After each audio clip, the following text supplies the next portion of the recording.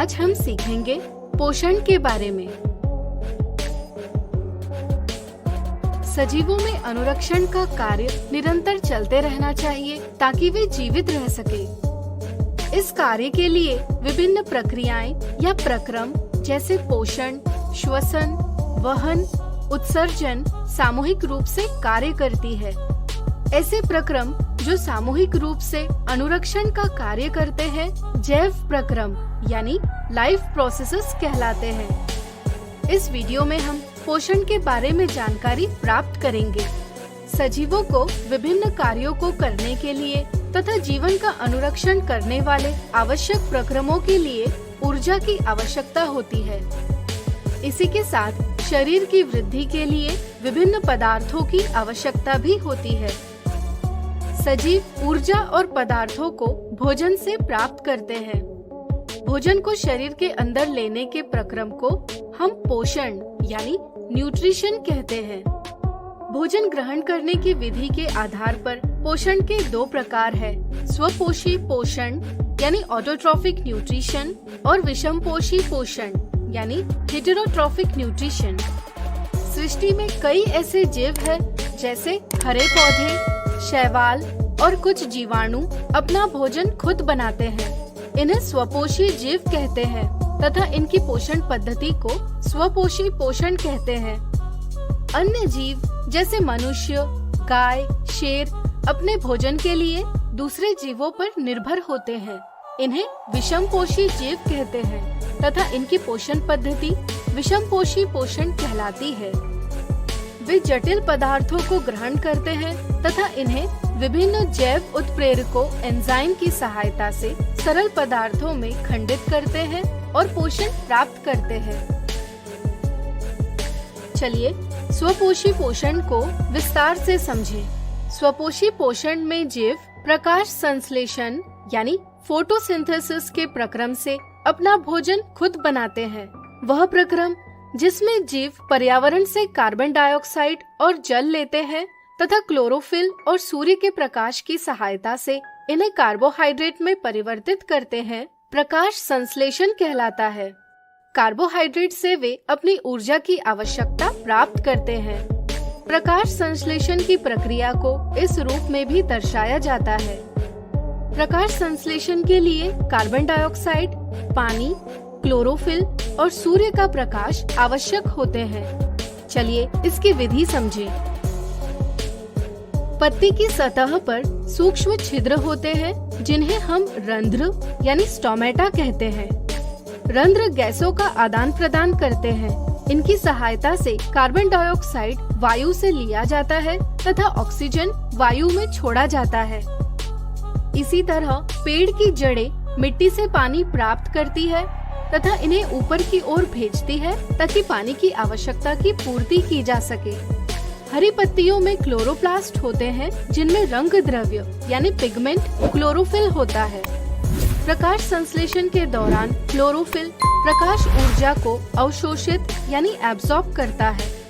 विभिन्न क्रियाओं से प्रकाश ऊर्जा का रासायनिक ऊर्जा में रूपांतरण होता है। इसी तरह जल अणुओं का हाइड्रोजन और ऑक्सीजन में अपघटन यानी स्प्लिटिंग होता है। प्राप्त हाइड्रोजन की सहायता से कार्बन डाइऑक्साइड का अपचयन यानी रिडक्शन कार्बोहाइड्रेट में होता है तथा ऑक्सीजन को हवा में छोड़ दिया जाता है। कार्बोहाइड्रेट से जीव ऊर्जा प्राप्त करते हैं। कार्बोहाइड्रेट को मंड यानी स्टार्च के रूप में पत्तों में या विभिन्न भागों में इकट्ठा किया जाता है। ऊर्जा के साथ साथ स्वपोषी जीवों को अन्य कच्ची सामग्री की भी आवश्यकता होती है ताकि वे अपने शरीर का अनुरक्षण कर सके, जैसे नाइट्रोजन, फास्फोरस, मैग्नीशियम, लोहा और अन्य पदार्थ। वे इन्हें मिट्टी से प्राप्त होते हैं। रंध्र छिद्रों से जल वाष्प यानी वाटर वेपर के रूप में जल की पर्याप्त मात्रा में हानि हो सकती है। इसे रोकने के लिए रंध्र छिद्रों के आसपास द्वार कोशिकाएं यानी गार्ड सेल्स होती है जो छिद्रों को बंद करने और खोलने का कार्य करती है। जब जल द्वार कोशिकाओं के अंदर जाता है तब वे फूल जाती है और रंध्र के छिद्र खुल जाते हैं। इसी तरह जब जल द्वार कोशिकाओं के बाहर आता है तब वे सिकुड़ जाती है और रंध्र के छिद्र बंद हो जाते हैं। अब चलिए विषमपोषी पोषण को विस्तार से समझें। स्वपोषी जीवों द्वारा बनाए गए भोजन पर ही विषमपोषी जीव निर्भर करते हैं। भोजन के स्वरूप, उपलब्धता तथा भोजन ग्रहण करने के ढंग पर विभिन्न विषमपोषी जीवों के पोषण की विधि भिन्न हो सकती है।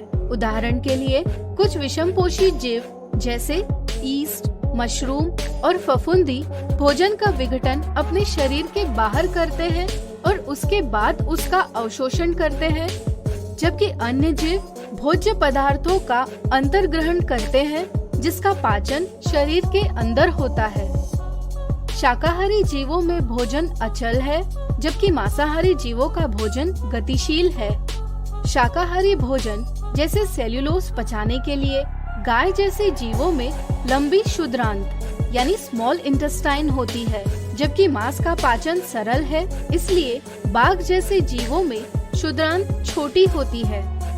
कुछ जीव मरे हुए जीवों से अपना पोषण प्राप्त करते हैं, जबकि कुछ जीव जीवित पशुओं से अपना भोजन प्राप्त करते हैं। एक कोशिक जीवों यानी सिंगल सेल्ड ऑर्गेनिजम्स में भोजन उनकी संपूर्ण सतह से लिया जाता है, जबकि बहुकोशिक जीवों यानी मल्टीसेलुलर ऑर्गेनिजम्स में एक उन्नत प्रणाली होती है। चलिए अमीबा के भोजन ग्रहण की पद्धति को समझें। जैसे कि एक कोशिक जीवों में भोजन उनकी संपूर्ण सतह से लिया जाता है, अमीबा अपनी कोशिकीय सतह से उंगली जैसे अस्थायी प्रवर्ध से भोजन के कणों को घेर लेते हैं। इन प्रवर्धों को पदाप या कूटपाद यानी सूडोपोडिया कहा जाता है। इसके बाद सारे प्रवर्ध संगलित यानी फ्यूज होकर खाद्य रिक्तिका यानी फूड वैक्यूल बनाते हैं। इसके अंदर भोजन का विघटन सरल पदार्थों में किया जाता है। बचे हुए अपच पदार्थ कोशिका की सतह की ओर गति करते हैं और शरीर से निष्कासित कर दिए जाते हैं। चलिए अब देखते हैं कि मनुष्य में पोषण का प्रक्रम किस प्रकार से होता है। मनुष्य में भोजन ग्रहण करने के लिए मुंह से लेकर गुदा तक एक विस्तारित लंबी नली है, जिसे हम आहार नाल यानी एलिमेंट्री कैनाल कहते हैं। आहार नाल का सबसे पहला हिस्सा मुंह है। मुंह यानी माउथ में भोजन को दांतों द्वारा चबाकर छोटे छोटे कणों में बदल दिया जाता है। चबाने के दौरान पेशीय जिह्वा यानी मस्कुलर टंग भोजन को लाला ग्रंथि यानी सलाइवरी ग्लैंड से निकलने वाली लार यानी सलाइवा के साथ मिलाती है। लार से भोजन गीला होता है, जिससे भोजन को आगे सरकने में आसानी होती है। लार में स्थित एंजाइम लार एमिलेज यानी सलाइवरी एमिलेज मंड यानी स्टार्च जटिल अणु को सरल शर्करा यानी शुगर में खंडित करता है। इसके बाद ईसोफेगस भोजन को मुंह से आमाशय यानी स्टमक तक पहुंचाता है। भोजन के आने पर आमाशय फैल जाता है। आमाशय की भित्ति में जठर ग्रंथियां यानी गैस्ट्रिक ग्लैंड्स होती है।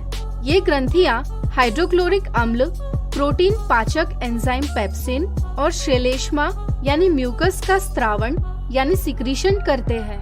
हाइड्रोक्लोरिक अम्ल अम्लीय माध्यम तैयार करता है और एंजाइम पेप्सिन अम्लीय माध्यम में कार्य करता है तथा श्लेष्मा आमाशय की आंतरिक आस्तर यानी इनर लाइनिंग की अम्ल से रक्षा करता है। आमाशय में अवरोधनी पेशी यानी स्पिंचर मसल अम्लीय भोजन के निष्कासन को नियंत्रित करती है, जिससे आमाशय से भोजन क्षुद्रांत्र में पहुंचता है।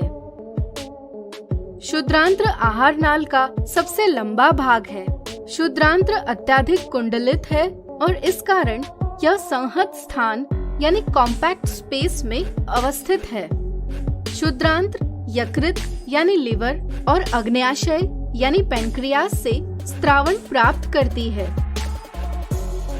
यकृत से स्त्रावित पित्तरस यानी बाइल जूस अम्लीय भोजन को क्षारीय यानी अल्कलाइन बनाता है। साथ ही साथ